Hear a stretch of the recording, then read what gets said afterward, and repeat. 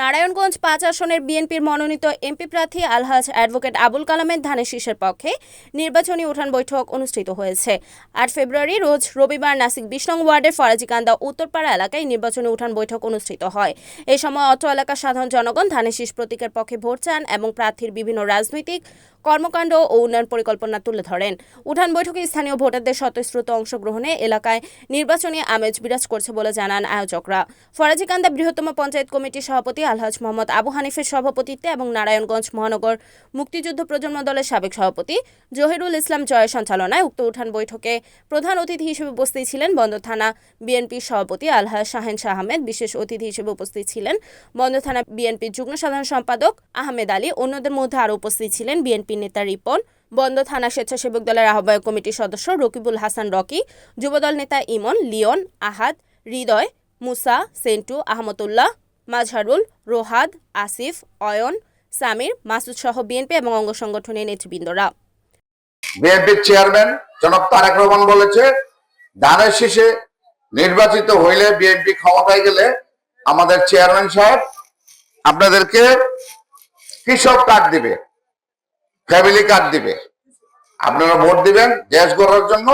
এই দেশে আমাদের চেয়ারম্যান সাহেব অনেক উন্নয়ন করবে। কিন্তু আমাদের বিএনপির চেয়ারম্যান যে প্রতিশ্রুতি দিচ্ছে, কোন দল কিন্তু এরকম প্রতিশ্রুতি দিচ্ছে না যে ওনারা ক্ষমতা গেলে কি করবে। আপনারা জানেন তো, জামাত বাংলাদেশের রাজাকার ছিল, বাংলাদেশের পক্ষে কখনো কাজ করেনি। এই ক্ষমতার জন্য বেহেশতের টিকিট বিক্রি করতেছে, জান্নাতের টিকিট বিক্রি করতেছে। আসলে এগুলো তো অসম্ভব। নাউজুবিল্লাহ বলেন।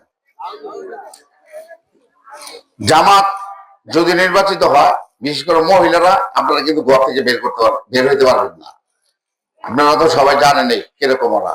যাই বেশি কিছু বলবো না। আমাদের আবুল কালাম ভাই নারায়ণগঞ্জের ৫ আসনের প্রার্থী, আমাদের বিএনপির চেয়ারম্যান, ওনার অত্যন্ত পছন্দের লোক। এবং কালাম সাহেব আপনারা সবাই চিনেন, জালাল হাজি সাহেবের ছেলে। উনি অত্যন্ত ভদ্রলোক। উনি আগেও ৩বার এমপি ছিল, কখনো দুর্নীতি করে নেই, টাকার পাহাড় করে নেই। আপনারা সবাই চিনেন কালাম ভাইকে। কালাম ভাইয়ের কিন্তু ওরকম কিছু নাই। তার বাবা যা রেখে গেছে ওনার তাই আছে। আওয়ামী লীগের এমপিরা যে টাকার পাহাড় দিয়ে অট্টালিকা করেছে বড় বড়, কালাম সাহেবের কিন্তু ওই ধরনের কিছু নাই।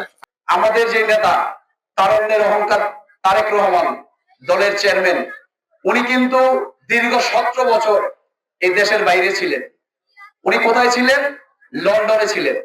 লন্ডনে কিন্তু পৃথিবীর বৃহৎ একটি রাষ্ট্র, যে রাষ্ট্র পুরো পৃথিবীটাকেই শাসন করেছে। তাদের কিন্তু বুদ্ধিমত্তা দিয়ে শাসন করেছে, তারা শক্তি খুব কম প্রয়োগ করেছে। আমাদের নেতা সে দেশে থেকেই এই বাংলাদেশ জাতীয়তাবাদী দলের নেতৃত্ব দিয়েছে এবং দলটাকে ঐক্যবদ্ধভাবে ধরে রেখেছে। আমরা বিশ্বাস করি এবং আপনাদেরকে বিশ্বাস অর্জন করতে চাই যে আমাদের নেতা এবার পুরো বাংলাদেশটাকে ঐক্যবদ্ধভাবে ধরে রাখবে। উনি মনে প্রাণে বিশ্বাস করে বাংলাদেশই তার একটা পরিবার। এই পরিবারের জন্য উনি কিছু পরিকল্পনা দিয়েছে। আপনারা জেনে খুশি হবেন, এই যে ওনার যে পরিকল্পনা, এই পরিকল্পনার অংশীদার হয়েছেন আমাদের বন্দর থানা বিএনপি সভাপতি শাহেন শাহ ভাই। রিপোর্ট মেহেদি হাসান প্রান্ত, NAN TV, নারায়ণগঞ্জ।